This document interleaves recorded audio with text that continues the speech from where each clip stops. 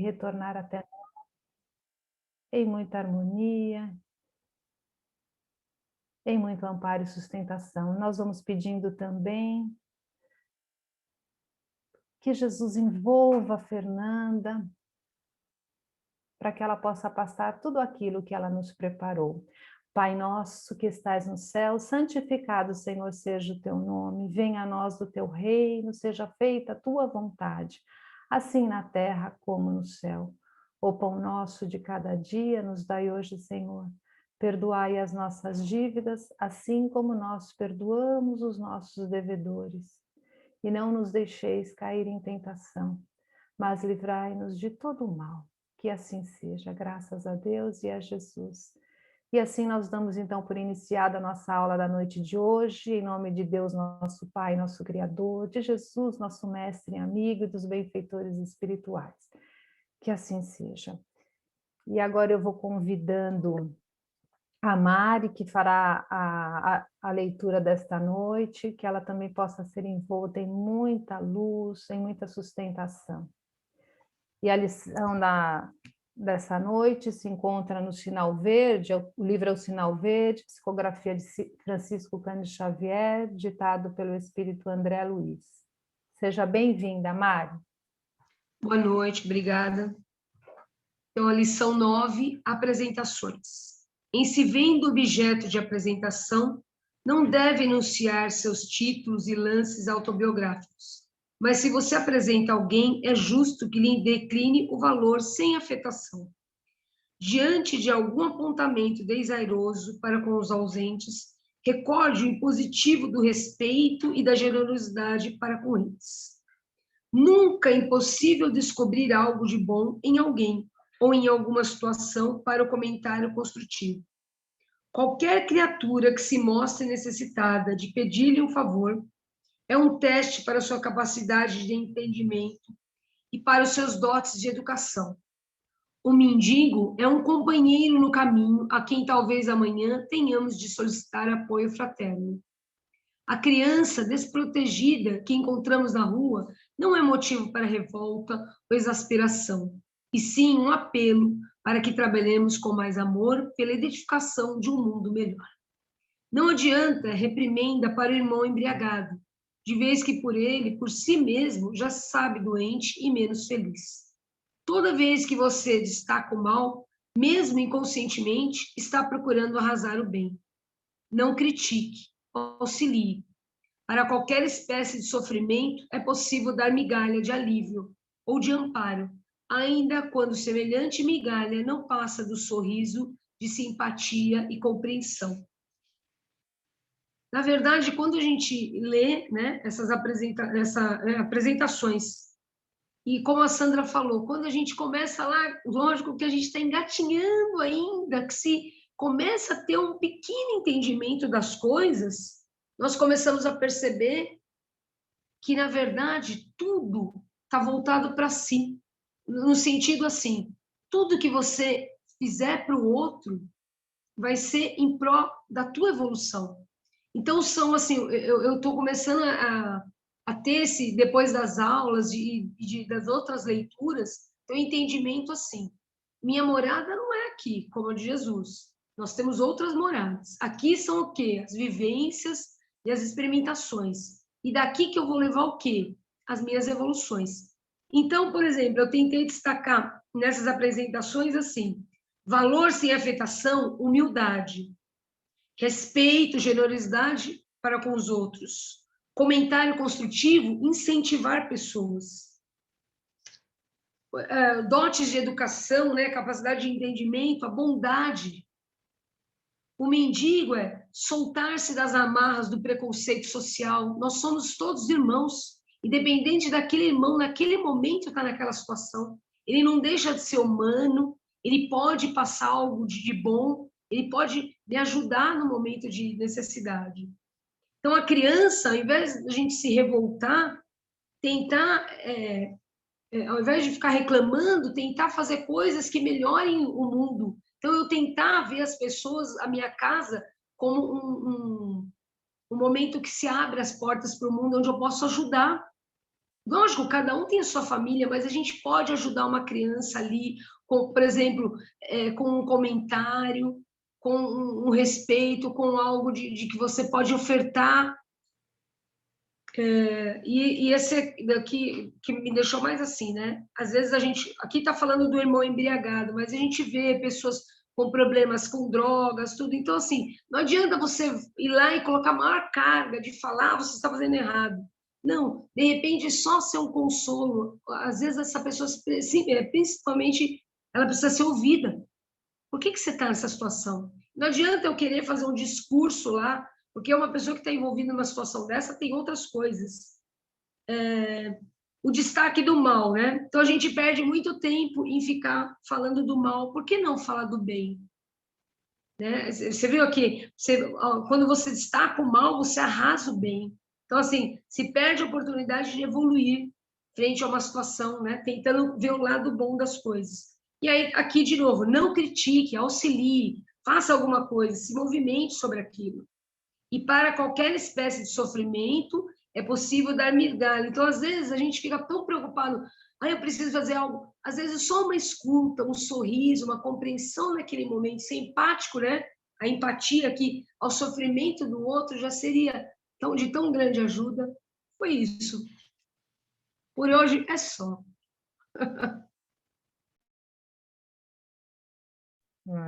Isso mesmo, Mari. Falou tudo, nem tenho nada para falar. Você quer falar alguma coisa, Sandra? Não? Então, eu passo a palavra para a Fernanda. Seja muito bem-vinda, Fernanda. Que Jesus te envolva em muita luz aí, em todo o seu amor, né? Que Jesus te ampare aí durante toda essa noite. Que assim seja.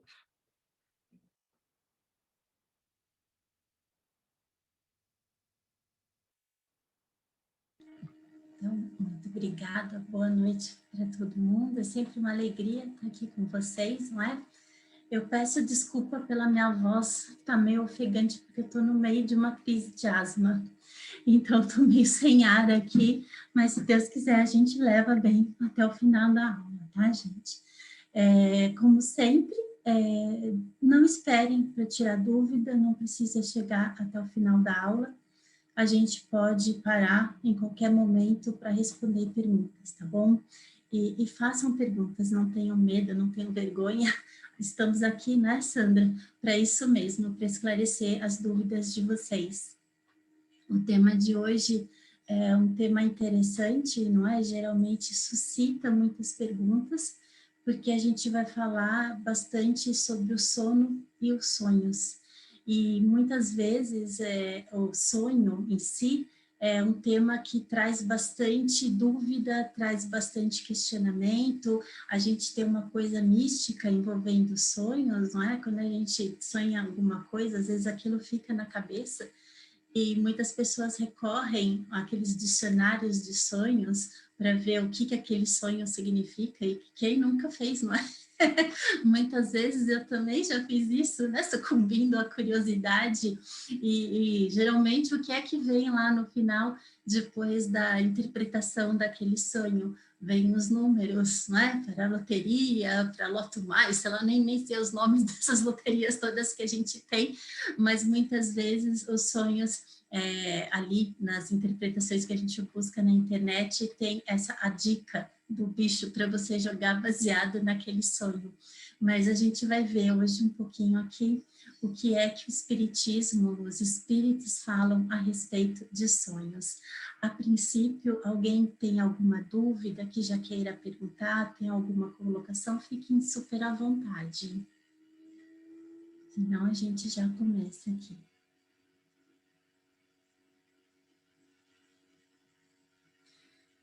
Eu não sei se a ZKF vai falar alguma coisa, não sei se o dedinho ela está tentando tirar o microfone ou não. Talvez, não sei, estou vendo o dedinho ali. Eu acho que você pode começar. Acho que eu posso começar, então. Acho que ela não está tentando tirar o dedinho. Não, então, senão eles falariam. Pode começar. Vamos lá, então, gente. Vocês estão vendo aí, né? A tela. Então, vamos lá. O tema do sonho e dos sonos, do sono e dos sonhos ele está dentro do Livro dos Espíritos, ele faz parte do capítulo que trata da emancipação da alma. O que é a emancipação da alma? É aquele momento, não é, que a alma deixa o corpo físico.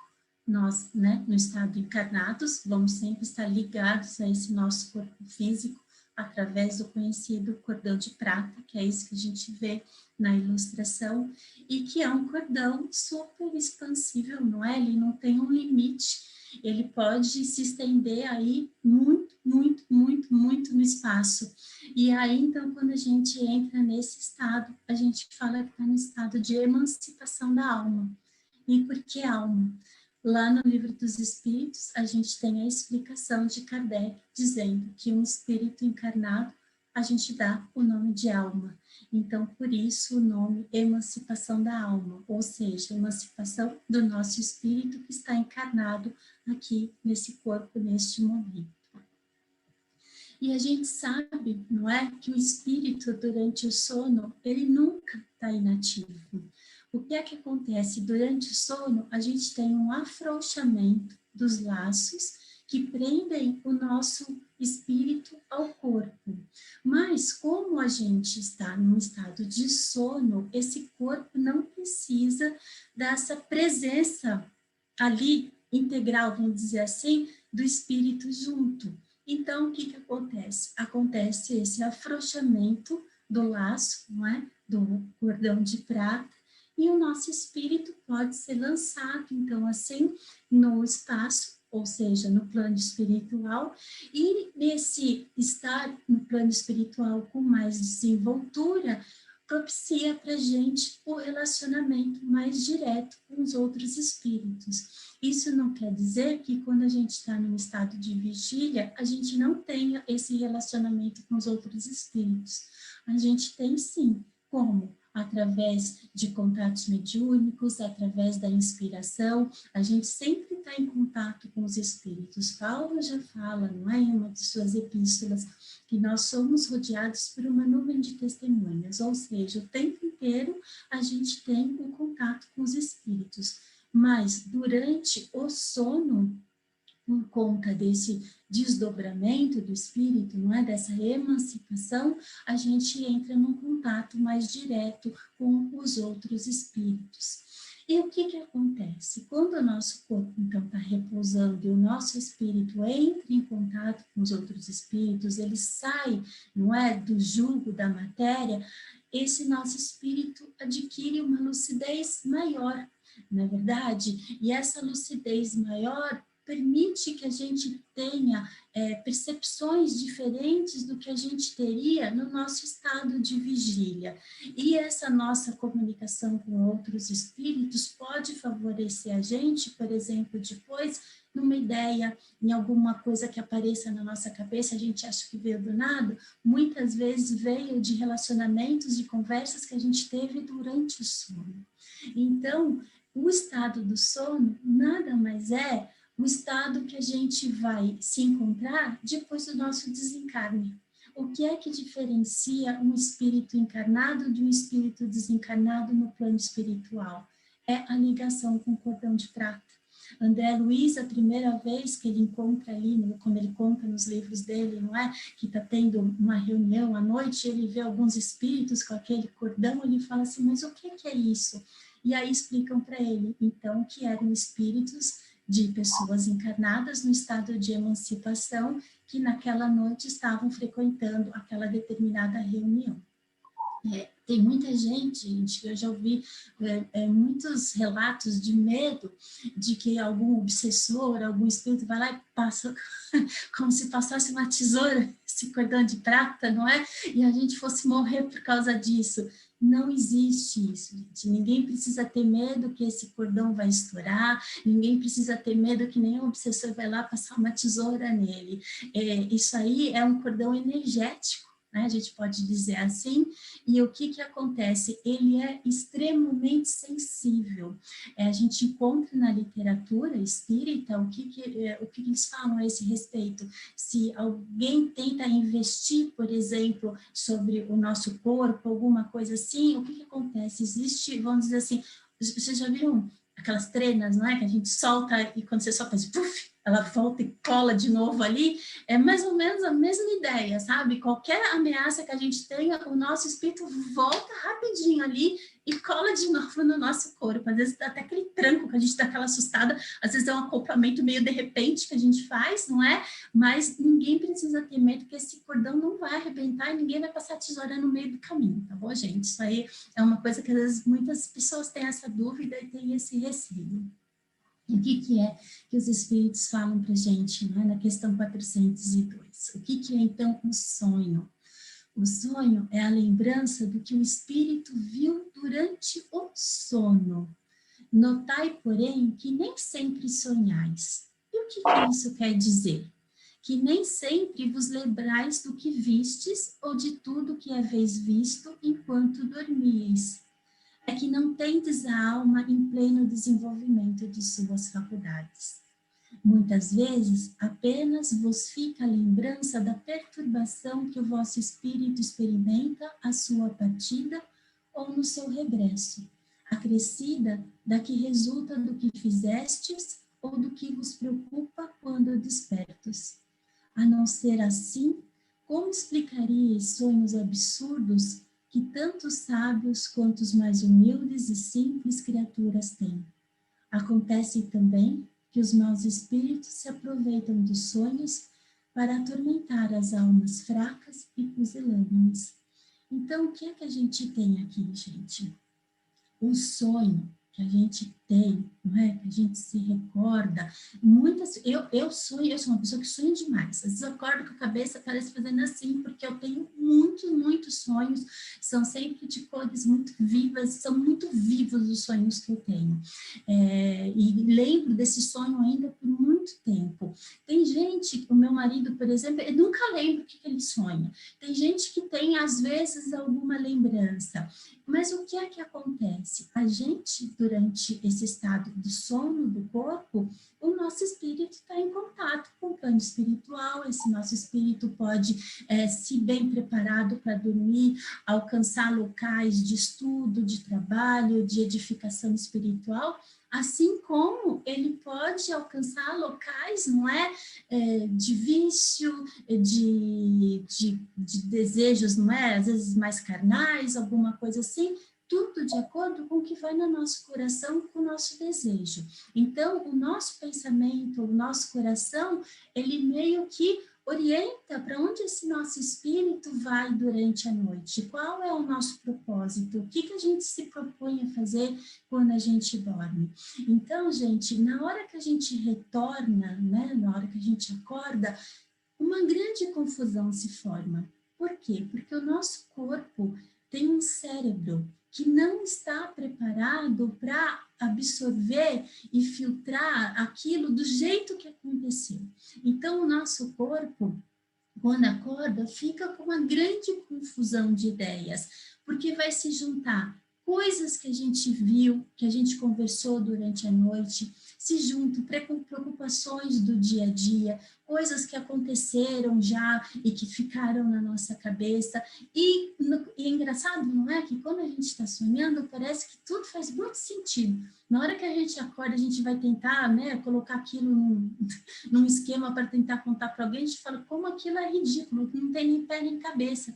Porque é isso mesmo que acontece. Porque além de todos esses fatores, a gente tem fatores fisiológicos que também influenciam, por exemplo, no sonho. Quantas vezes a gente está com vontade de fazer xixi durante a noite e sonha que está fazendo xixi? Ou você está com frio e você sentindo frio realmente, e aí você sonha que você está numa chuva ou você está numa situação de frio. Por quê? Porque essas sensações fisiológicas também interferem no nosso sonho.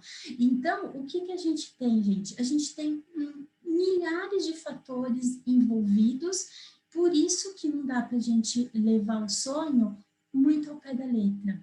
Quando a gente tem um sonho, vamos dizer assim, né, um sonho mais lúcido, ele é diferente desses sonhos atrapalhados que a gente tem no nosso dia a dia.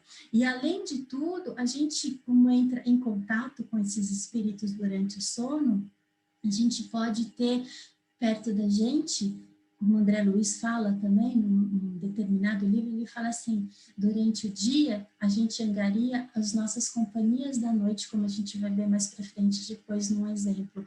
A gente pode ter perto da gente também um espírito sofredor, um espírito obsessor, algum espírito vingativo, assim como a gente pode ter o nosso mentor muito pertinho da gente e a gente numa condição de sintonia vibratória que consiga perceber tudo de bom que ele pode trazer para a gente. Até aqui, alguma pergunta, gente? Eu não estou olhando o chat, eu não sei se tem pergunta. Sim, Fernanda, então, deixa eu parar aqui para poder ver a carinha de vocês. Pode falar. Isso. Tem sim uma pergunta, tá me ouvindo, né? Uhum. E foi a Brenda que fez, mas teve pessoas aqui que diz que tem sente a mesma coisa. Opa, peraí que eu andei aqui, perdi.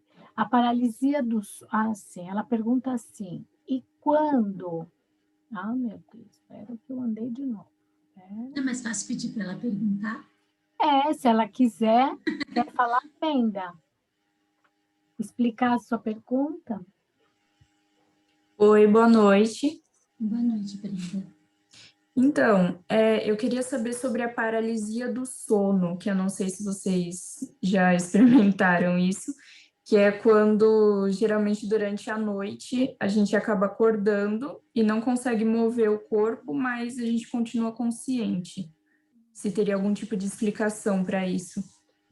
A gente tem vários distúrbios do sono, não é? Eu já tive paralisia do sono várias vezes. E é muito ruim, né? É uma sensação muito ruim, porque parece que você está vendo tudo e você não consegue se mexer, na verdade, você quer acordar e não consegue acordar.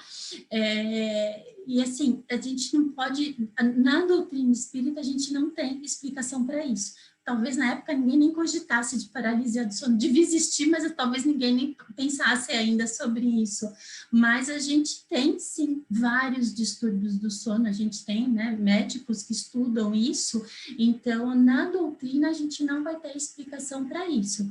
Mas eu vou te dizer o que é que eu já fiz e que deu certo. Tá? Não quer dizer que vai dar certo para todo mundo, gente, mas às vezes que eu tive essa paralisia, eu estava consciente do negócio, eu fiz prece, e aí eu consegui desparalisar, sabe? Mas porque eu tinha um estado de consciência do que estava acontecendo, mas não quer dizer que todo mundo vai ter esse mesmo estado de consciência, eu sei que é uma sensação muito ruim. Qual que é a minha orientação? Que eu acho que é a mais lógica que todo mundo daria aqui. Se é um processo que está incomodando, que acontece repetidas vezes, procure orientação médica, não é? Às vezes existe realmente algum distúrbio do sono que é necessário alguma intervenção, vamos dizer aqui da Terra, porque a gente não pode, né, relegar tudo ao plano espiritual. O plano espiritual é incrível, maravilhoso, mas eles mesmos falam que a gente não deve desprezar nunca a medicina da Terra. Então, se a gente tem os médicos especialistas em distúrbios do sono, a gente tem sim que procurar. Tudo bem, Brenda? Acho que tudo bem, né? Me ocorre aqui uma questão. Eu sei que eu não sei, eu não li sobre a sua apresentação, né? Mas assim, será que também, como a gente tem a consciência, o espírito tem a consciência, ele se desprende, mas muitas vezes ele pode não conseguir se desprender. Talvez isso faz com que ele fique ali naquele momento e perceba que ele está no corpo. Será que isso também não pode acontecer?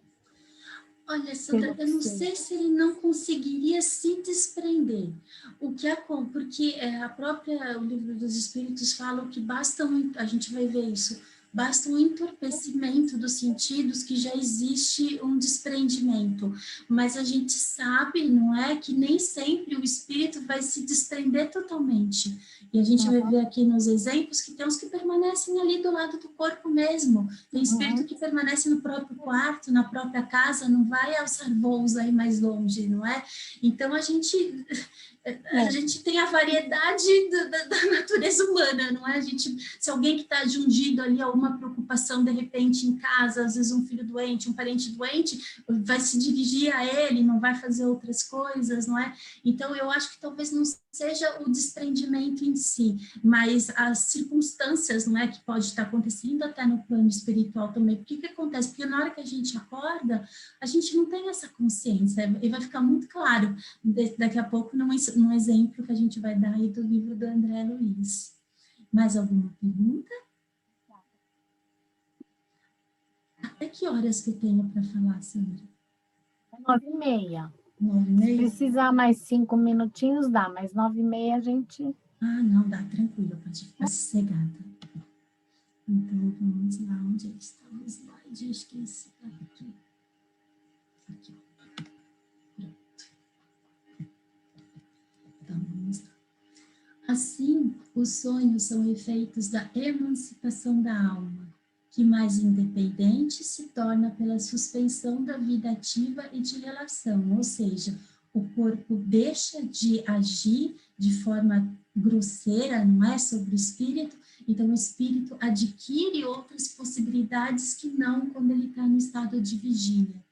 Daí uma espécie de clarividência indefinida que se alonga até os mais afastados lugares e até mesmo a outros mundos. Daí também a lembrança que traz à memória acontecimentos da existência presente ou das existências anteriores. As singulares imagens do que se passa ou se passou em mundos desconhecidos, entremeados de coisas do mundo atual, é que formam esses conjuntos estranhos e confusos que nenhum sentido ou ligação parecem ter. Então, a gente pode, né, ir para diferentes locais, pode ter experiências muito variadas e essas experiências vão se manifestar em cada pessoa de uma forma, de acordo com a lucidez dessa pessoa, de acordo com a situação, do momento que ela está vivendo. Eu vou dizer para vocês, por exemplo, de um sonho, entre aspas, que eu tive.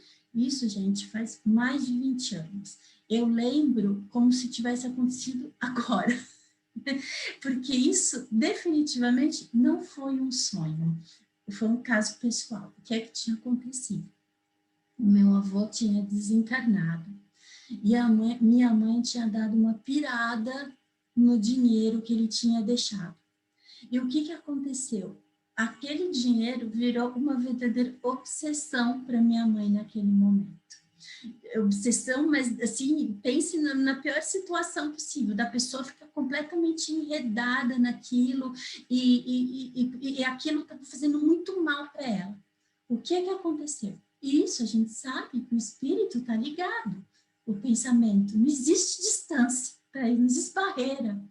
Este pensamento da minha mãe acabou envolvendo de tal forma o meu avô, que teve um dia, eu me lembro muito bem, eu estava na cama, eu estava lendo, e aí eu lembro até o livro que eu estava lendo Iniciação Espírita, e aí eu adormeci, aquele entorpecimento, não é? Eu me vi num quarto de hospital, eu me lembro do quarto, tinha uma cama do lado direito, uma espécie de uma mini cômoda do lado esquerdo, uma janela. Eu vi o meu avô completamente desgrenhado, assim, descabelado, andando de um lado para o outro. E um médico veio falar comigo. Ele falou assim, fale para sua mãe, tipo assim, basta nessa loucura do dinheiro, porque isso está atrapalhando o seu avô. E quando eu olhei, eu estava de novo na cama. Gente, isso foi tão nítido, tão claro para mim, e não era uma coisa que eu estava pensando de jeito nenhum, já tinha um tempo que meu avô tinha desencarnado e tudo, mas para vocês verem o quanto que o pensamento influencia, porque a gente está ligado querendo ou não, ligado tanto para o bem quanto para prejudicar, mesmo sem querer. Não é? E para vocês verem que isso eu não coloco isso numa categoria de sonho normal, porque foi muito nítido, foi tudo muito claro, foi uma coisa assim, pum, aconteceu e voltou, e eu lembro disso como se fosse hoje, uma coisa de mais de 20 anos, muito mais de 20 anos. Então, gente, é é muito diferente de uma categoria de sonho que a gente tem normalmente. E é por isso que a gente tem que estar atento e não dar tanta bola assim para sonho, porque a gente viu aqui que pode ser uma grande de uma confusão que acontece na nossa cabeça. Os espíritos continuam dizendo: a incoerência dos sonhos ainda se explica pelas lacunas que apresenta a recordação incompleta que conservamos do que nos apareceu quando sonhávamos. É como se uma narração se truncasse em frases ou trechos ao acaso. Reunidos depois, os fragmentos restantes nenhuma significação racional teriam. É aquilo, na hora que a gente vai contar, parece que nada mais faz sentido. E aí Kardec pergunta então para os espíritos, por que a gente não se lembra sempre dos sonhos? E o que eles respondem? Em o que chamais sono, só há o repouso do corpo, visto que o espírito está constantemente em atividade. Recobra durante o sono um pouco da sua liberdade e se corresponde com os que lhe são caros, quer neste mundo, quer em outros. Mas como é pesada e grosseira a matéria que o compõe, o corpo dificilmente conserva as impressões que o espírito recebeu, porque a este não chegaram por intermédio dos órgãos corporais. Ou seja, o espírito tem a percepção dele através do quê? Através do perispírito. O perispírito é o órgão sensorial do espírito. E a gente, então, tem uma percepção diferenciada do que acontece quando a gente está aqui no estado de vigília. No estado de vigília, a gente tem as entradas sensoriais do tato, do olfato, da audição, do paladar, não é? Mas o perispírito é diferente. Quando vocês chegarem no mediúnico, forem estudar a expansão do perispírito, nos fenômenos mediúnicos, vocês vão ver que tinha gente que enxergava pelas costas, mas na verdade é o perispírito que percebe. Então, mais para frente vocês vão entender isso. E também a codificação fala, não é, que o nosso, nós não teríamos condições de lidar com duas realidades diferentes.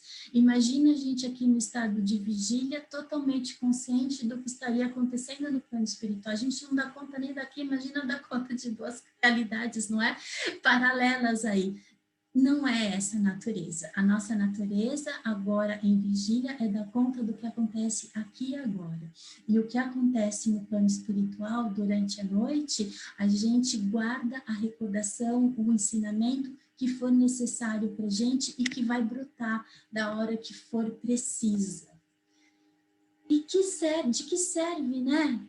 Pensar das significações, então, atribuídas aos sonhos. E essa resposta, então, já é, né, uma matada, que a gente já matou a charada. O que a gente sabe? O que os espíritos falam? Os sonhos não são verdadeiros como entendem os ledores da sorte, pois fora absurdo crer-se que sonhar com tal coisa anuncia tal outra. São verdadeiros no sentido de que apresentam imagens para que o espírito tenha realidade, porém que frequentemente nenhuma relação guardam com o que se passa na vida corporal. Tem gente que fala assim, eu sonhei que o dente está caindo, então quer dizer que vai morrer alguém. Eu sonhei com um elefante, quer dizer que vai morrer alguém. Então, gente, não tenham essa preocupação. Se tiverem a curiosidade só de olhar, não é, nesses significados do sonho, então tudo bem. Mas não se apeguem àquilo. Se for uma coisa boa, ótimo, porque aí a gente mentaliza coisas boas, mas não se apeguem, porque não dá para a gente fazer uma correspondência de sonhou isso, aconteceu aquilo. Não acontece assim, tá, gente? Então, não se preocupem não deem tanta importância para os sonhos. São também, como atrás dissemos, um pressentimento do futuro permitido por Deus, ou a visão do que no momento ocorre em outro lugar a que a alma se transporta. Então, dependendo do nosso estado de lucidez, da nossa necessidade do momento, a gente pode ter algum tipo de pressentimento, a gente pode ficar, não é, com uma visão mais clara do que está acontecendo naquele momento, como, por exemplo, o que eu contei agora aqui para vocês do meu avô, mas a gente, no livro dos médiuns mesmo fala, não é? A gente não tem esse conhecimento do futuro de forma tão abundante assim como as pessoas dizem. Então, a gente não tem que se preocupar mesmo realmente com essas coisas. Muito do que acontece nos sonhos se manifestam na nossa cabecinha aqui como as nossas preocupações. Então, a gente precisa lembrar disso quando a gente for ficar preocupado com algum sonho. A fim de que haja emancipação do espírito, porém, não há necessidade do sono ser completo. Olha só o que a gente estava falando antes, não é? Basta que os sentidos entrem em torpor para que o espírito recobre a sua liberdade. Para se emancipar, ele aproveita de todos os instantes de trégua que o corpo lhe concede. Então, se a gente der aquela cochiladinha assim, já basta para o nosso espírito se emancipar. Desde que haja prostração das forças vitais, o espírito se desprende, tornando-se tanto mais livre quanto mais fraco for o corpo.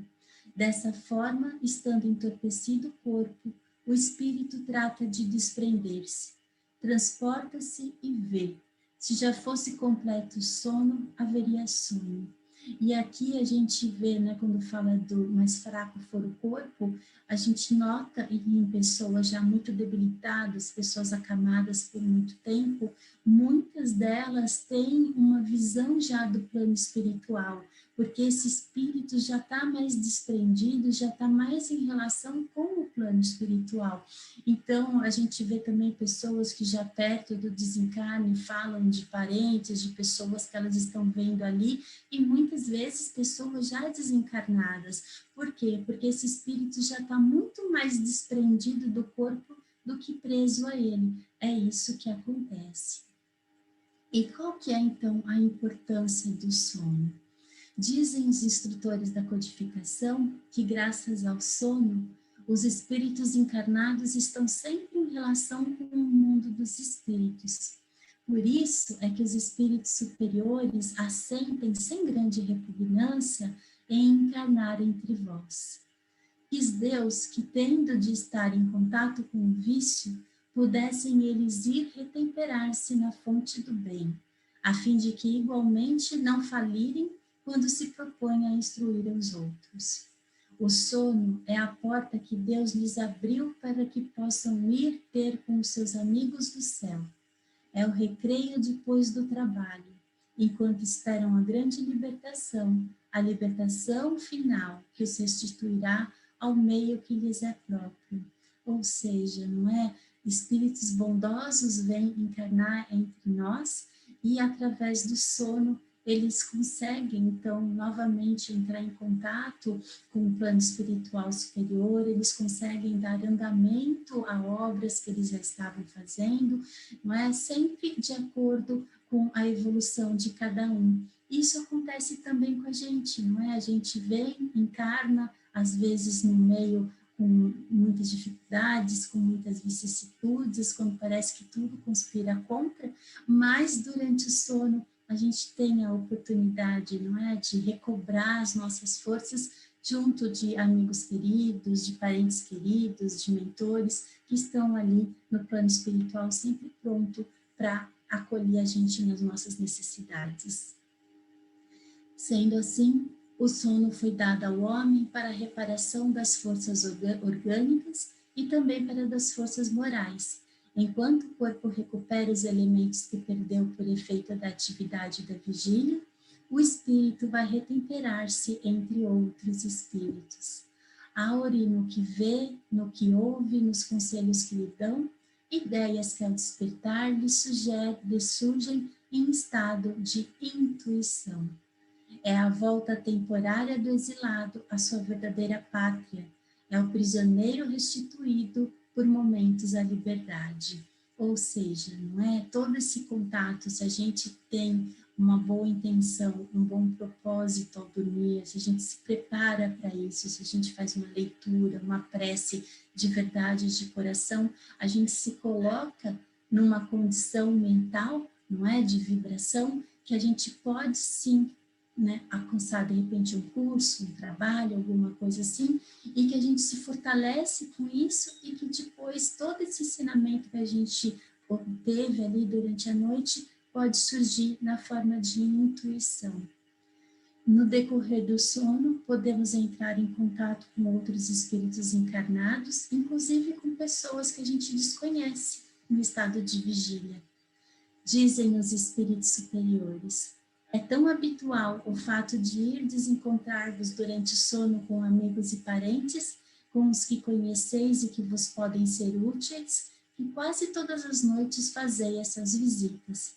Ao despertarmos, guardamos intuição desse fato, do qual se originam determinadas ideias que nos surgem espontaneamente no estado de vigília.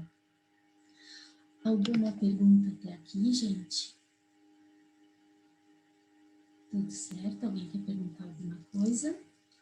Não, dá no chat. Não sei se alguém quer fazer alguma pergunta. Então, a gente vai ver agora uns exemplos do André Luiz. Esses exemplos estão no livro Missionários da Luz, no capítulo 8. Recomendo muito esse livro, eu acho que é um dos livros mais incríveis do André Luiz. Ele trata de milhares de assuntos no mesmo livro, não é? Recomendo demais a leitura dele, pelo menos agora que vocês estão tendo essa aula, leio pelo menos esse capítulo 8. O que é que está acontecendo lá? A gente tem Alexandre, que é o instrutor, né, principal desse livro. Ele está conversando com o André Luiz, e ele fala que naquela noite, naquela madrugada, eles vão ter uma reunião de esclarecimento com os espíritos encarnados sobre problemas relativos à mediunidade e ao psiquismo. E aí o André Luiz, né, muito curioso ainda, o Missionários da Luz é o terceiro livro da série do Nosso Lar, então ele ainda é um aprendiz bem inexperiente, né, muito diferente de quando a gente já vê ali ele na final da série, e aí ele é muito curioso sempre com tudo, e ele fica muito interessado no que ia acontecer. E o Alexandre fala que esse centro de estudos, né, essas aulas que ele costumava dar durante a noite para aperfeiçoar o trabalho ali dos encarnados, possuía mais de 300 pessoas que estavam associadas. Mas dessas 300 pessoas, só 32 conseguiam apresentar uma certa regularidade nessas aulas durante a noite. E nem sempre esses 32 estavam presentes. Por quê? Porque nem sempre, segundo a fala do Alexandre, conseguiam romper as teias inferiores das mais baixas sensações fisiológicas para assimilarem as lições. Então, a gente vê a importância, não é, do nosso preparo para isso. E aí, o que acontece? A reunião já está para começar, era quase 2h da manhã, e essa reunião tinha que terminar no máximo às 4 da manhã. E ele percebe, então, que faltavam 2 pessoas que eram frequentadores assíduos, que era o Vieira e o Marcondes. E eles não tinham aparecido. Então, o Alexandre falou, mas será que aconteceu alguma coisa com eles? Né? Vai lá dar uma olhada. Ele fala para o Sertório. E o André Luiz, né, já fica todo ali espertão e ele quer, né, ir ver o que junto estava acontecendo. E o Alexandre, então, permite que ele vá junto. E o André Luiz, então, chega com o Sertório na casa do Vieira, e aí eles encontram o Vieira ali num sono muito agitado, e não sabem, né, e o Vieira fazendo uns barulhos com a garganta, tudo, e aí eles vão olhar o que é que estava acontecendo, porque, na verdade, o Vieira estava desprendido, né, parcialmente, mas ele estava muito próximo ali do corpo dele. Como que a gente já falou, né, pode variar ao infinito essa condição de quando a gente tem essa emancipação da alma.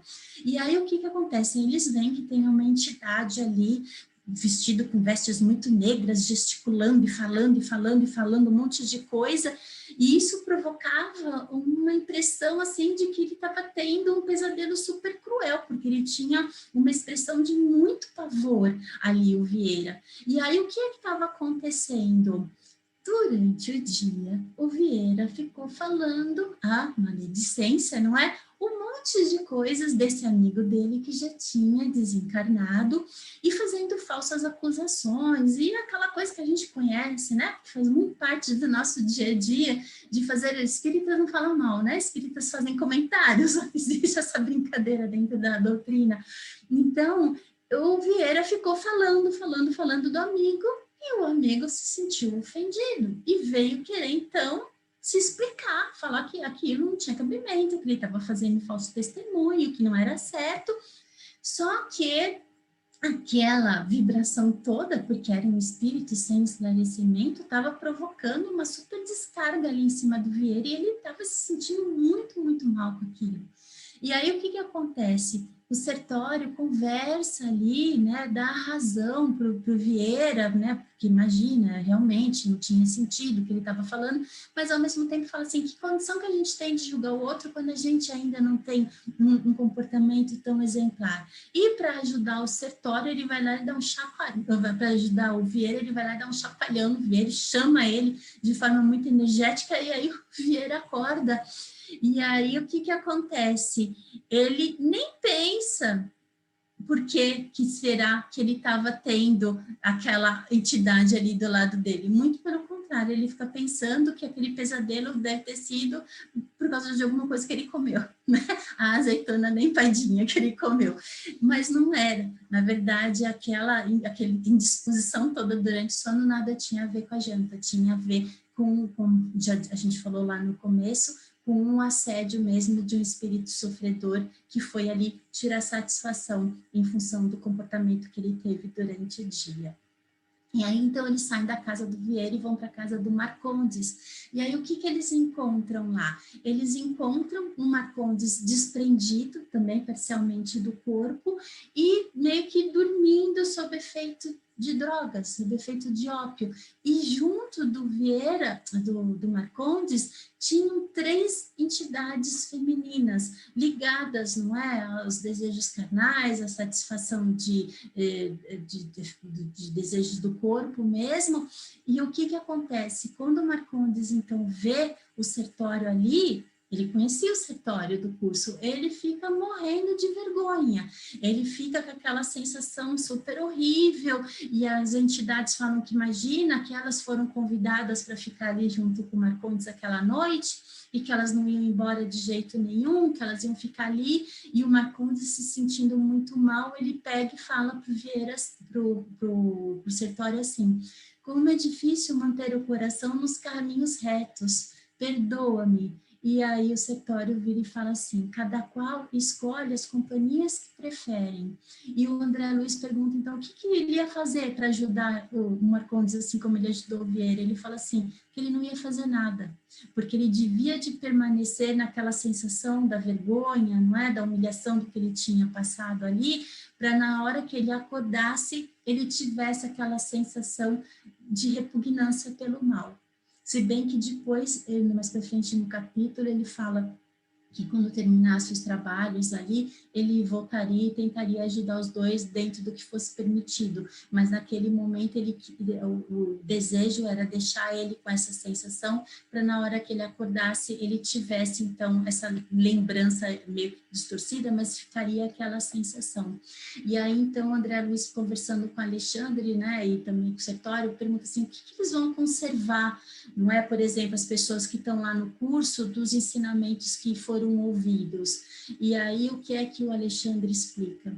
O homem eterno, ou seja, o espírito, guarda a lembrança completa e conservará consigo todos os ensinamentos, intensificando-os e valorizando-os de acordo com seu estado evolutivo que lhe é próprio. O homem físico, entretanto, escravo de limitações necessárias, não pode ir tão longe.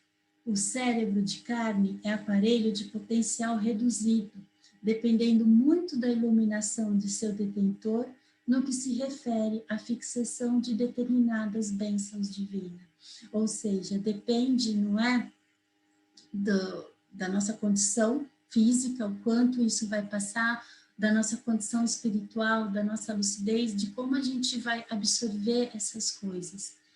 O arquivo de semelhantes reminiscências nas células cerebrais é muito diferente nos discípulos entre si, variando de alma para alma, mas na memória de todos os irmãos de boa vontade permanecerá o benefício, ainda que eles, no período de vigília, não consigam positivar a origem.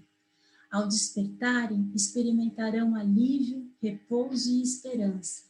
a par da aquisição de novos valores educativos. Guardarão a essência e se sentirão revigorados para a luta diária, para beneficiar o próximo e combater suas imperfeições. Quem nunca, né, teve aquele dia que acordou super bem, super disposto, com a certeza de que tudo ia dar certo, na verdade? Muito provavelmente a gente já viveu essa experiência, e se não viveu, vai viver, com certeza, um dia. O que é isso? É a lembrança, ainda que não clara, do que a gente auriu durante a noite ali no contato com os nossos mentores. Alguma pergunta sobre isso, gente, para a gente poder passar para o próximo item?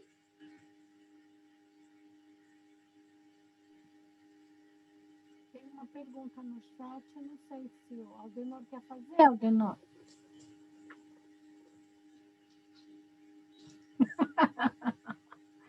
Eu vou fazer por ele, olha lá, tá vendo? Vocês são tudo tímidos, gente. É, muito tímido. É porque não falam, né? Então eles estão quietinhos.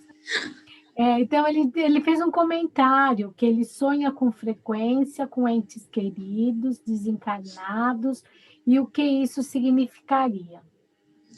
Olha, pode significar 1 milhão de coisas, como a gente viu aqui, não é? Pode significar um encontro, realmente, pode significar uma lembrança da sua cabeça, um desejo de estar junto.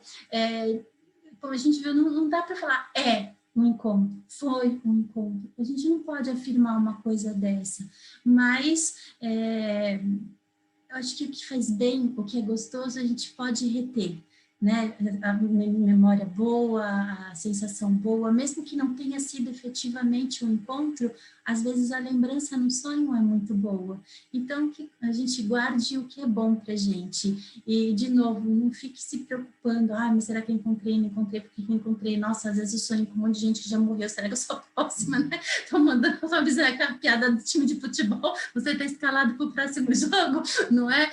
Então, a gente não precisa ficar muito preocupado com isso, guarde a lembrança do que foi bom para você e analise. Eu acho assim, a gente sempre pode analisar, tentar ver lógica, mas não fica muito preso e preocupado com essas coisas, não, porque às vezes a gente fica procurando pelo em ovo, na maioria das vezes, não é? Então, a gente tem que, como Kardec sempre fala, não é? O bom senso encarnado, segundo Camille Flammarion, procurar o uso da razão em tudo, não se entregar à superstição, não se entregar ao maravilhoso, que é a nossa tendência. A gente ainda gosta muito do maravilhoso e do sobrenatural, como tem um capítulo ali, não é? No que fala sobre o maravilhoso e sobrenatural. A gente tem uma tendência ainda de gostar disso, mas eu acho que a gente ter o bom senso, a razão na frente, faz a gente ficar com o pé mais no chão. Isso não quer dizer que a gente não vai ter fé, que a gente não vai acreditar, não é isso. Mas a gente ter o bom senso, como Kardec sempre teve, isso faz a gente não cair, às vezes, em armadilhas desnecessárias no dia a dia, né? Mais algum comentário, alguma coisa? Então, vamos lá.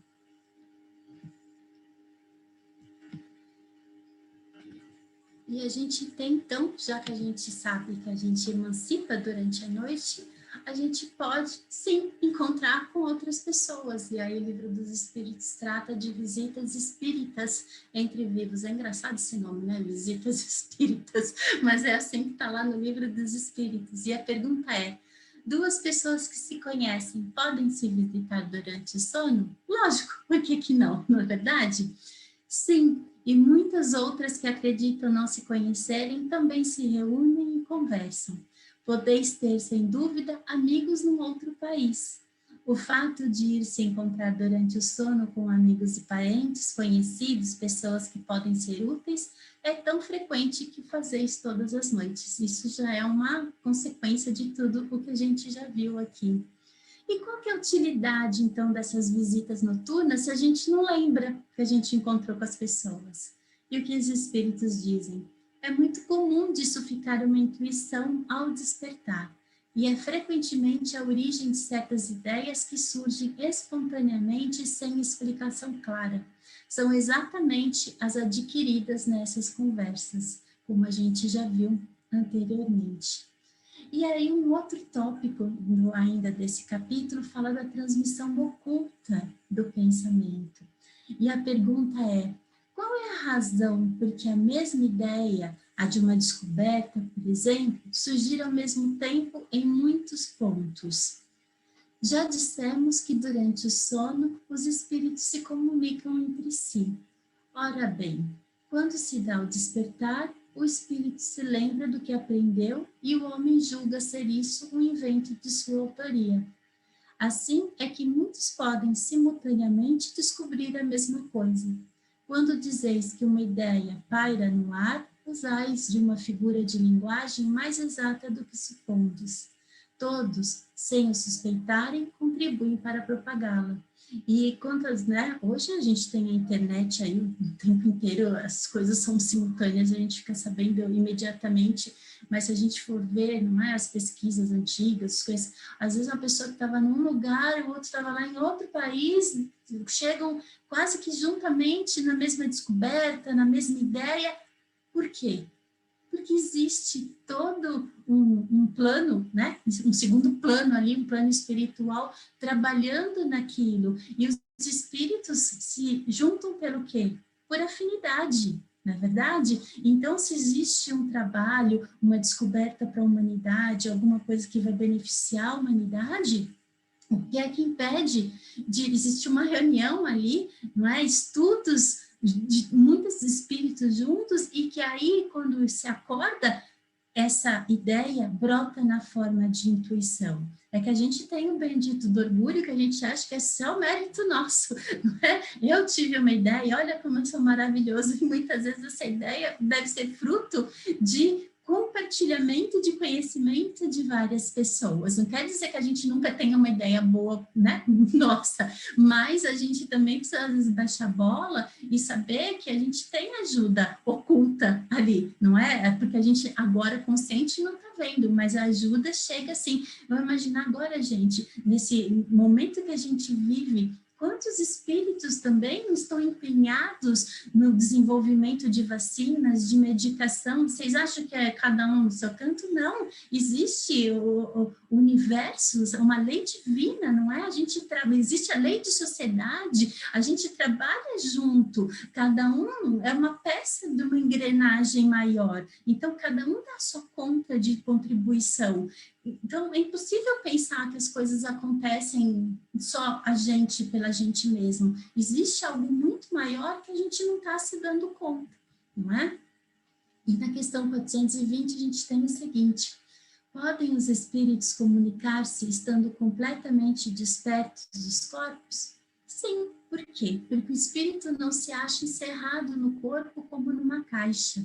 Ou seja, o perispírito, né, está o tempo inteiro irradiando, irradia por todos os lados. Segue-se que pode comunicar-se com outros espíritos mesmo em estado de vigília, se bem que mais dificilmente. A gente tem aqui, por exemplo, os casos de telepatia, de um perceber o pensamento do outro. A gente tem vários estudos falando de telepatia, a NASA mesmo já fez vários estudos, mas isso já é muito mais difícil, né? Como se explica que duas pessoas perfeitamente acordadas tenham instantaneamente a mesma ideia? São dois espíritos simpáticos que se comunicam e veem reciprocamente seus respectivos pensamentos, embora sem estarem adormecidos os corpos. Há entre os espíritos que se encontram uma comunicação de pensamento, que dá causa a que duas pessoas se vejam e compreendam sem precisarem dos sinais ostensivos da linguagem. Poder-se-ia dizer que falam entre si a linguagem dos espíritos, porque a gente sabe que os espíritos, especialmente os mais evoluídos, a comunicação é feita através do pensamento. Espíritos, vamos imaginar, a gente desencarna agora, dificilmente a gente vai se comunicar só pelo pensamento, a gente ainda vai falar, mas espíritos mais elevados, já de um desenvolvimento um pouco maior, se comunicam pelo pensamento, e a gente vê muito isso, por exemplo, naquelas tarefas de resgate que eles fazem no umbral, não é? Eles silenciam a fala nossa, né, igual a nossa fala, e se comunicam muitas vezes por pensamento ali, em determinados momentos que eles precisam se fazer mais ocultos, eles diminuem a luz deles quando eles precisam, não é? provocar um tipo de sensação diferente ali naquele meio. Então, a gente sabe que os espíritos têm entre si a linguagem do pensamento, que é a linguagem universal do plano espiritual.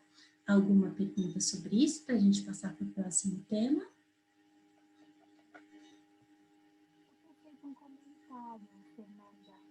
Pode falar. Eu não estou te ouvindo direito, Sandra. Está me ouvindo? Agora Uma sim. aluna que fez um comentário que ela sonhava desde pequena, durante muitos anos ela sonhava com o tio que na verdade vinha visitá-la mesmo, eles conversavam tudo. E um dia ele veio, visitou e disse que estaria partindo para um outro lugar que não poderia vir mais. E ali, depois daquela despedida, de fato, ele nunca mais veio.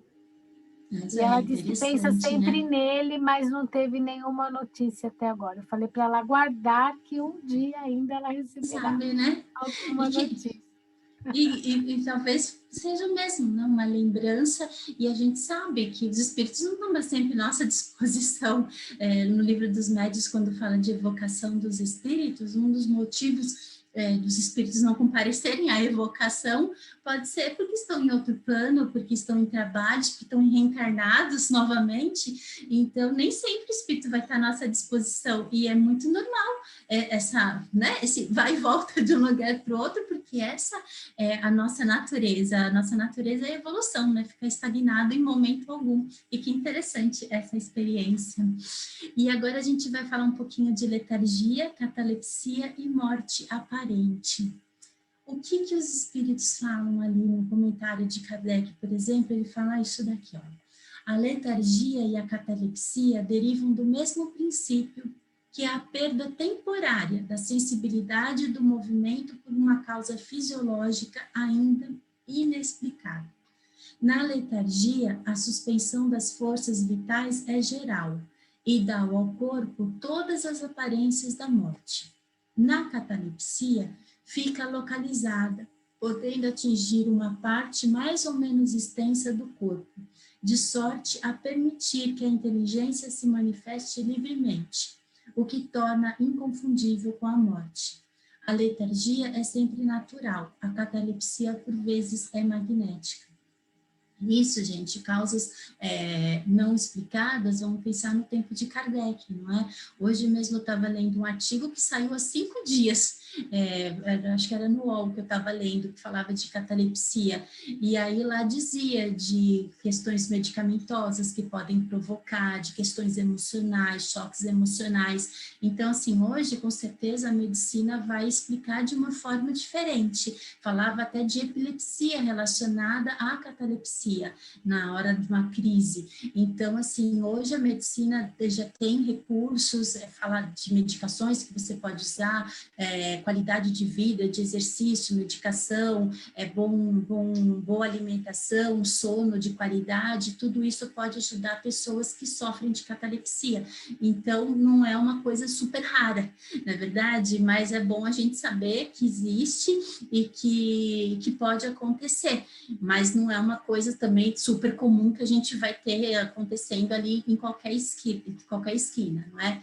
A questão 422, que é que eles perguntam, o Kardec pergunta: os letárgicos e os catalépticos em geral veem e ouvem o que em derredor se diz e faz sem que possam exprimir que estão vendo e ouvindo.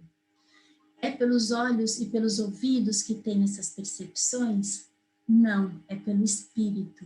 O espírito tem consciência de si, mas não pode comunicar-se. O corpo, vamos dizer assim, está num estado muito especial, não é? Por exemplo, esse artigo mesmo, o médico falava assim que hoje é impossível que alguém seja enterrado, seja dado como morto, porque por mais diminuto que seja o batimento cardíaco ou a atividade cerebral, isso é totalmente verificável pelos instrumentos que a gente tem hoje. Mas, imagina, antigamente, né? Não se tinha, por isso que as pessoas eram enterradas vivas e depois descobriam quando faziam a exumação. Mas hoje é muito difícil acontecer alguma situação desse tipo. E então, como o corpo está nesse estado especial, quem percebe tudo o que está acontecendo é o espírito. Por que não pode comunicar-se, não é, a pessoa que está nessa situação? Porque o estado do corpo se opõe a isso. Esse estado particular dos órgãos voa. Esse estado particular dos órgãos, esquece se voa, acho que escrevi errado, dá a prova de que existe no homem alguma coisa além do corpo, pois o corpo não está funcionando e o espírito continua a agir. Então, na verdade, o corpo está lá parado, mas o espírito está percebendo, está notando tudo o que está acontecendo, mas não consegue se comunicar. Na letargia, pode o espírito separar-se inteiramente do corpo, de modo a imprimir-lhe todas as aparências da morte e depois voltar a habitá-lo? Na letargia, o corpo não está morto, porquanto há funções que continuam a executar-se. Sua vitalidade se encontra em estado latente, como na crisálida, porém não aniquilada, ou seja, gente, tem vida lá, tá? O espírito não está desligado. Ora, enquanto o corpo vive, o espírito se acha ligado, em se rompendo por efeito da morte real e pela desagregação dos órgãos, os laços que prendem um ao outro, integral se torna a separação, e o espírito não volta mais ao seu involtório. Desde que um homem aparentemente morto volte à vida, não era a morte, porque a gente sabe que isso seria uma derrogação das leis divinas. Então, quando Jesus ressuscitava alguém, na verdade, essa pessoa muito provavelmente estava num estado de letargia ou de catalepsia, porque ele trazer alguém que já tinha morrido à vida seria uma derrogação das leis divinas.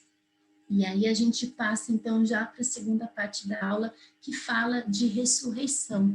E a gente tem, então, por exemplo, essa passagem em Mateus e Marcos, falando o seguinte: Jesus, tendo vindo às cercanias de Cesareia de Filipe, interrogou assim seus discípulos: que dizem os homens com relação ao Filho do Homem? Que dizem que sou eu? Eles lhes responderam: dizem uns que é João Batista, outros que é Elias, outros que Jeremias ou algum dos profetas. Perguntou-lhe Jesus: e vós, quem dizeis que sou? Simão Pedro, tomando a palavra, respondeu: tu és o Cristo, o Filho do Deus vivo. Replicou-lhe Jesus: bem-aventurados és, Simão, filho de Jonas, porque não foram a carne nem o sangue que isso te revelaram, mas meu Pai que estás no céu. E depois, numa outra passagem, depois que acontece a transfiguração de Jesus, acontece o seguinte: seus discípulos então o interrogaram desta forma: por que dizem os escribas ser preciso que volte Elias, antes volte Elias? Jesus lhes respondeu: é verdade que Elias há de vir e restabelecer todas as coisas, mas eu vos declaro que Elias já veio, e eles não o conheceram e o trataram como lhes aprouve. É assim que farão sofrer o Filho do Homem. Então seus discípulos compreenderam que foi de João Batista que ele falara.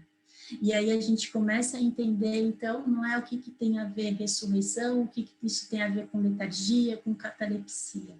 Para os judeus, a reencarnação, como a gente entende, não é, fazia parte dos dogmas deles, mas eles davam o nome de ressurreição para isso. Só os saduceus que não acreditavam nessa questão da ressurreição. Para eles, quando uma pessoa morria, realmente acabava tudo.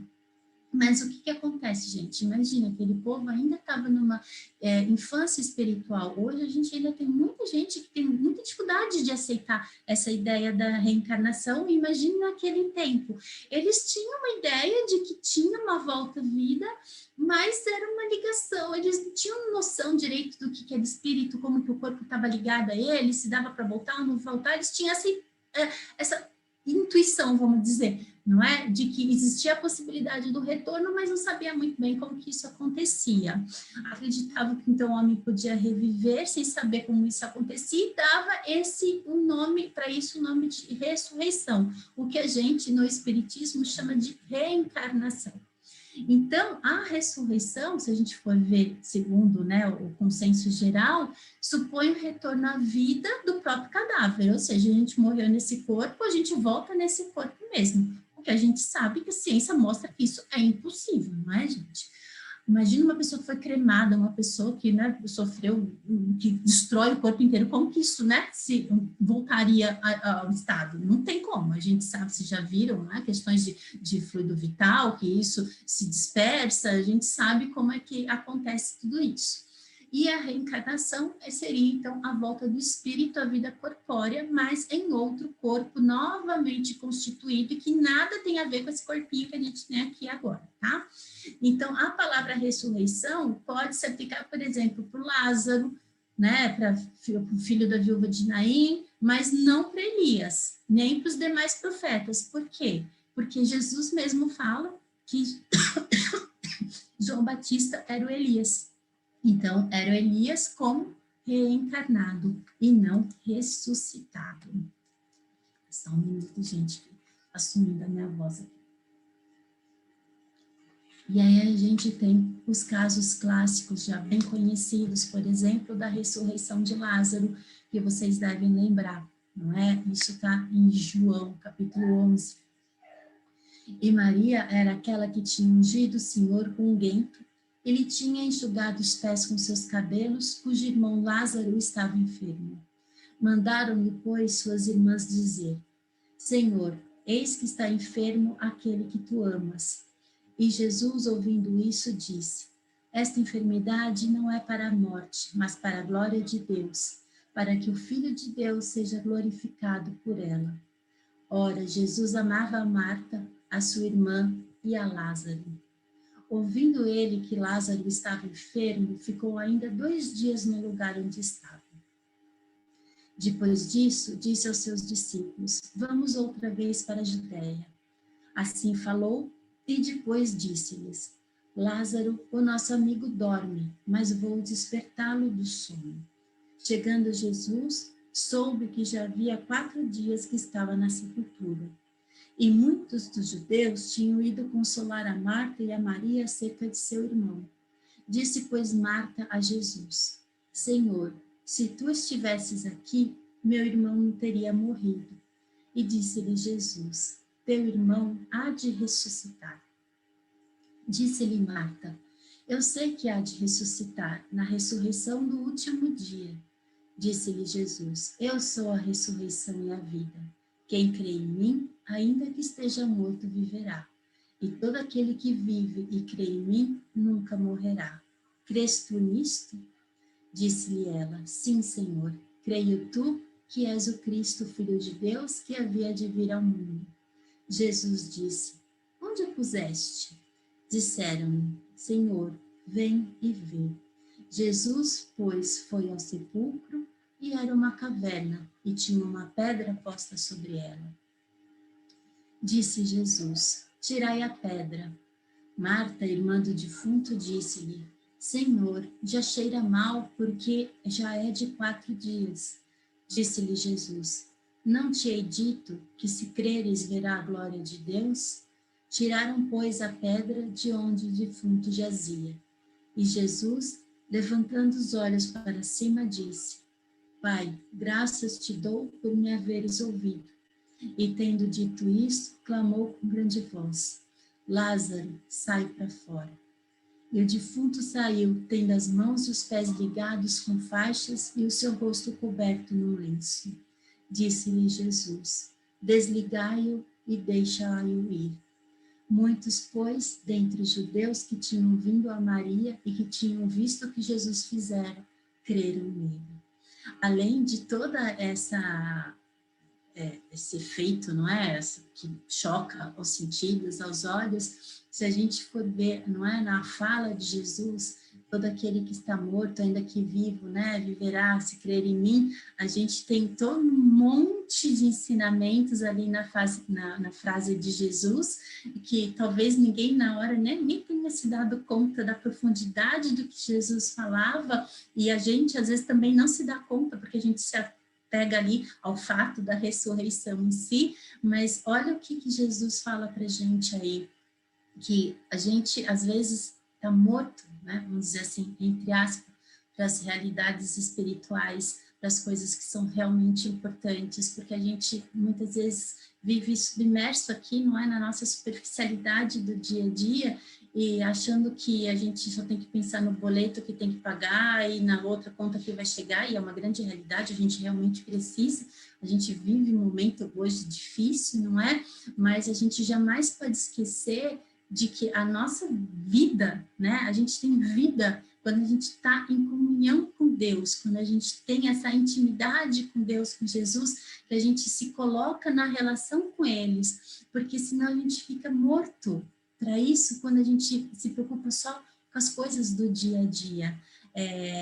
Vida está em Deus, vida, vivacidade, alegria, tá? Quando a gente tem essa comunhão com o plano espiritual, não é? Com essas coisas superiores que dizem a nossa realidade verdadeira. O que a gente vive aqui é uma circunstância. A nossa vida verdadeira é além daqui. Então, é isso que a gente tem que se pegar. Quando Jesus fala, não é? Se a gente crê nele, a gente tem vida.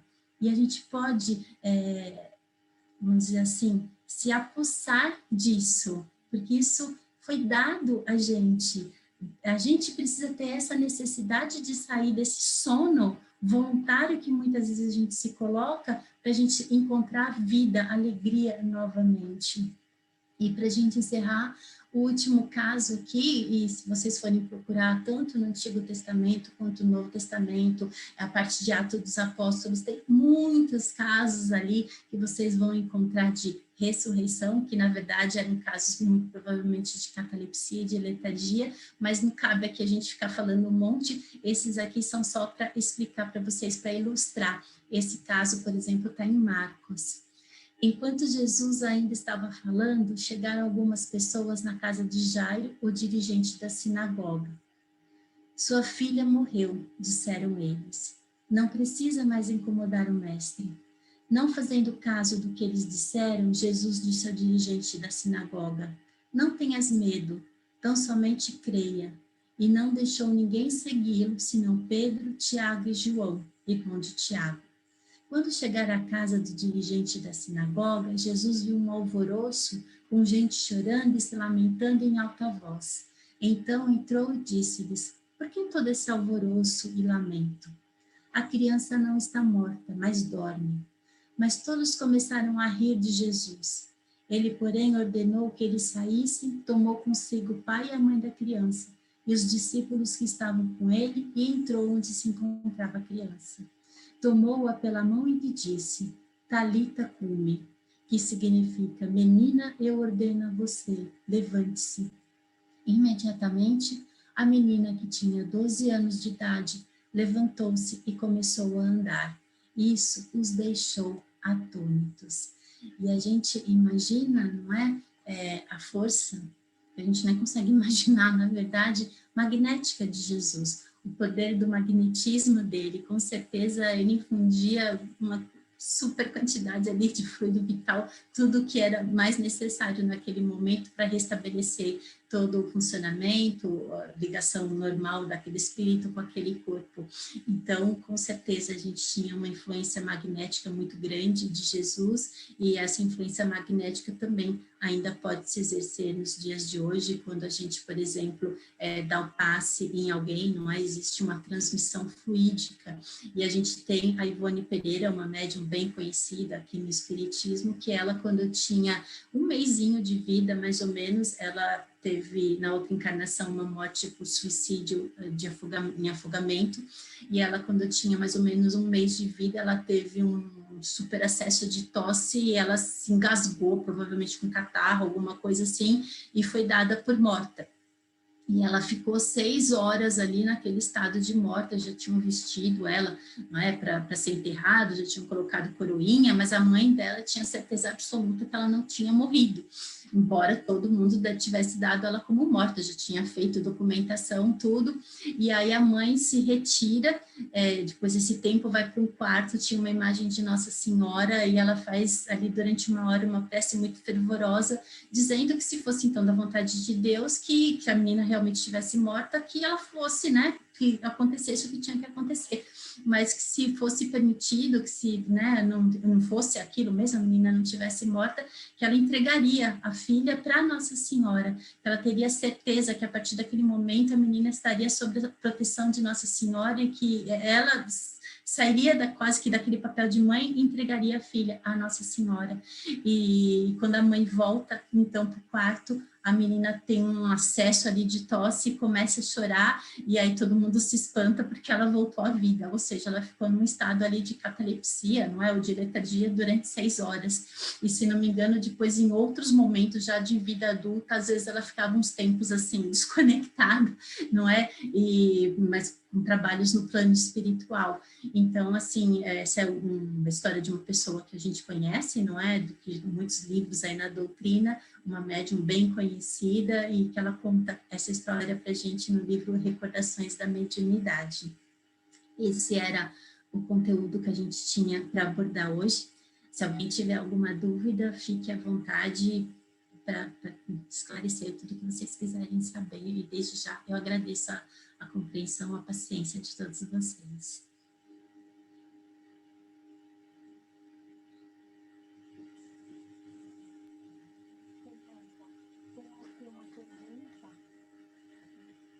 Em relação ao estado de coma.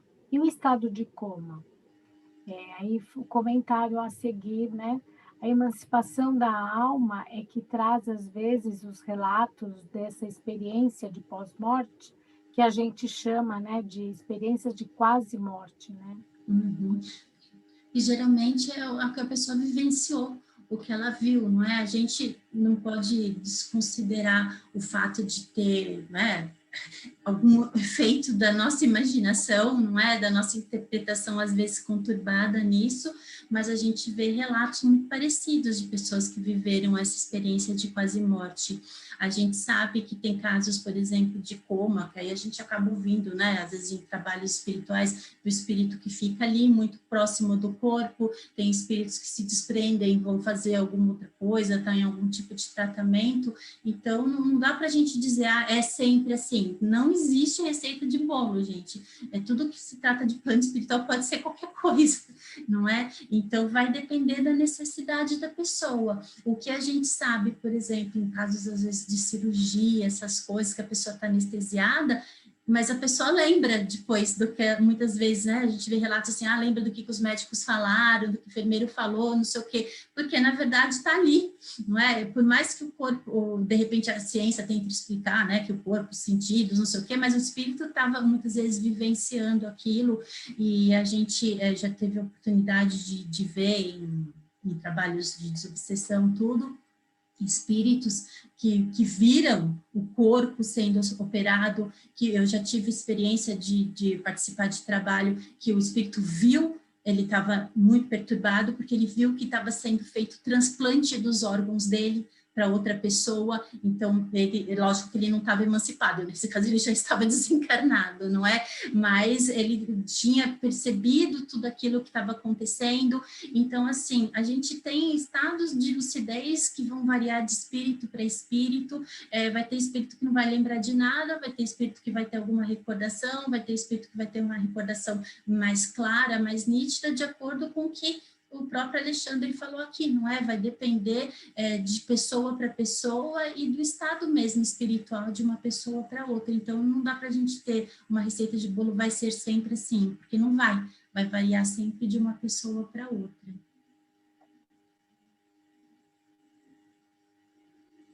Obrigada. Não temos mais nenhuma pergunta. Alguém gostaria de fazer alguma pergunta? Eu, Sandra. Por favor, João. Boa noite, Fernanda. Boa noite. Eu queria saber, porque existe assim muitos relatos que todo mundo já deve ter ouvido falar, inclusive, da pessoa que morre dormindo, que desencarna dormindo, né? Isso acontece mesmo? Acontece. Tem muita gente que desencarna dormindo. E aí o despertar espiritual também, João, eu vou te dizer, não existe um igual ao outro. Tem gente, assim, trabalhar em trabalhos mediúnicos, acho que é a maior fonte de aprendizado que a gente tem, porque a gente tem a oportunidade de ouvir da boca deles o que é que está acontecendo, não é? Então, a gente vê espíritos que acham que ainda estão no mesmo hospital, tem espíritos que acham que percebem que mudaram de hospital e não entendem como que eles foram transferidos, porque eles não têm lembrança nenhuma. Tem espíritos que falam que não, que eles, por que acordaram eles? Porque eles têm que continuar dormindo até o dia do juízo final. Muitos evangélicos, não é, tem essa ideia, e aí é muito, e a gente tem que lembrar, gente, uma coisa extremamente importante, como o Dr. Bezerra de Menezes fala nas comunicações dele, nós, espíritos espíritas, não é porque um espírito desencarnou que ele vai virar espírita, ele não vai ter uma compreensão do mundo espiritual como a gente tem, porque se aquele cultivava uma compreensão, por exemplo, evangélica, não é, da ressurreição, do dia, né, que Jesus vai vir e vai separar os justos dos injustos, é essa compreensão que ele vai despertar no plano espiritual. Então, João, a pessoa que desencarna dormindo, tem aquele que desencarna em acidente, que desencarna em cirurgia, cada um vai ter um despertar completamente diferente de acordo com a sua evolução espiritual, com a sua lucidez. Tem aqueles que vão ter um período de perturbação muito longa, não é? E outros que já são muito lúcidos. Eurípides Barçanufo, quando desencarnou, não, desculpa, não foi ele, foi o Caibar Schutel, na cozinha, estavam lá, né, fazendo o velório dele ali, e aí estavam discutindo o que iam colocar na lápide dele, e ele ali naquela hora deu uma comunicação dizendo o que era para colocar na lápide dele. Então, olha o esclarecimento, não é? A lucidez desse espírito, e a gente vai ter espíritos que passam anos nesse estado de perturbação sem entender o que está acontecendo. Então, de novo, cada um tem um despertar completamente diferente. Eu já vi comunicações de espíritos que se deram, assim, sabe, parece que foi mais rápido o entender, sabe, que tinha alguma coisa diferente ali, mas nem todos. Então, assim, cada caso vai ser um caso mesmo, não dá para a gente ter uma receita. O que é que a gente tem? Se você tem interesse no assunto, o livro Obreiros da Vida Eterna, do André Luiz, ele trata exclusivamente de desencarnes, e aí você vai ver ali diferentes situações do cuidado, de como que é feito isso, e mesmo assim, não existe um desencarne igual ao outro. Procure esse livro do André Luiz, que acho que vai te ajudar bastante na compreensão desse fato.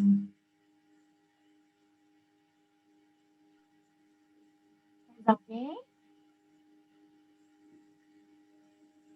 Então, Fernanda, muito obrigada. Já escreveram no chat que a aula foi maravilhosa, te agradeceram, nós também, né?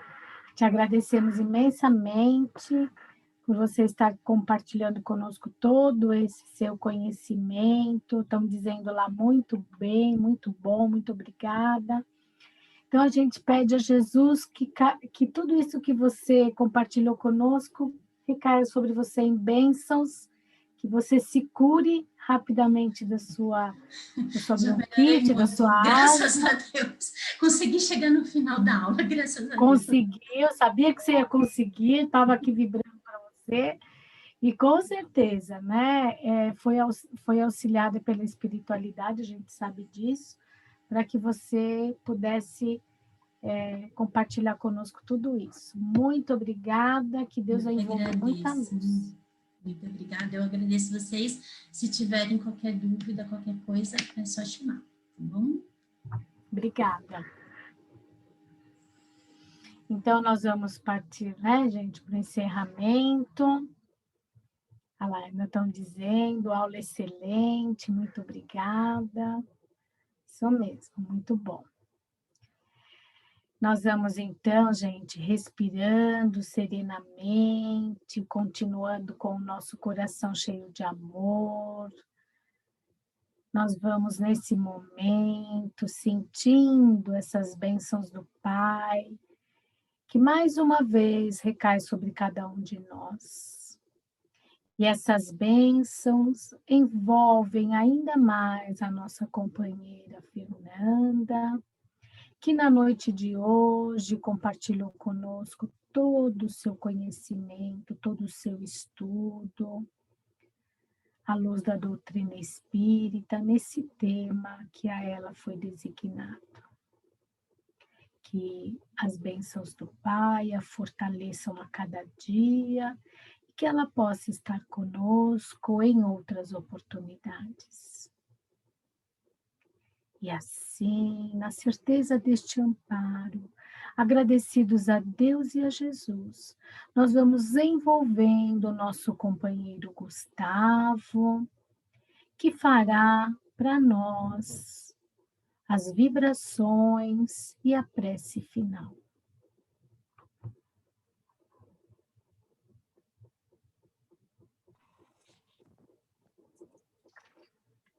Vamos serenando nossos pensamentos, elevando até o nosso Pai Maior. E assim, nessa vibração de paz e luz, vamos vibrar pelos nossos governantes do Brasil e do mundo, que eles sejam envolvidos com muita sabedoria. Vibramos muita paz e luz para o nosso planeta Terra. Vibramos pelos moradores de rua, que eles possam receber ajuda que tanto necessitam, e assim um novo recomeço. Vibramos pelas pessoas que estão no cárcere, que eles também possam receber nova chance de acordo com o mérito de cada um. Vibramos pelos pacientes internados com Covid, que eles possam receber o remédio que necessitam. Vibremos pelos médicos que estão atuando na linha de frente contra o Covid. Vibremos pelos idosos que estão na casa de repouso, que eles possam receber o melhor tratamento para a sua recuperação. Vibremos para que o Evangelho de Jesus possa entrar em todos os lares. E vibremos pela essa aula e também pelos conhecimentos que foram transmitidos. E vibremos também pelas expositoras que concedeu esse conhecimento hoje. E que esse conhecimento pode voltar em dobro. Vibremos para todos os assistidos que se encontram nesse encontro de muito aprendizado. E peço licença por vibrar por nós mesmos. E assim, agradecido com esse conhecimento que nos foi transmitido nessa noite e pelo expositor também, assim dizemos: Pai nosso que estais no céu, santificado seja o teu nome. Venha a nós ao vosso reino, e seja feita a tua vontade, assim na terra como nos céus. O pão nosso de cada dia nos dai hoje. Perdoai as nossas dívidas, assim como nós perdoamos aqueles que têm ofendido. Mas não deixeis cair em tentação, mas livrai de todo mal. Que assim seja, graças a Deus e a Jesus. Que assim seja, graças a Deus e a Jesus. Que tenhamos uma noite de paz, que possamos permanecer assim durante toda a semana e estarmos reunidos na próxima semana, em nome de Jesus. Que assim seja. Grande abraço a todos, boa noite. Mais uma vez, obrigada, Fernanda. Boa noite, boa semana. Boa noite. Boa noite, Obrigada. gente. Tchau, tchau. Fiquem com Deus. Obrigada, Fernanda. Obrigada a vocês. Até mais. Uma boa noite a todos. Até o próximo encontro. Boa noite. Tchau, tchau.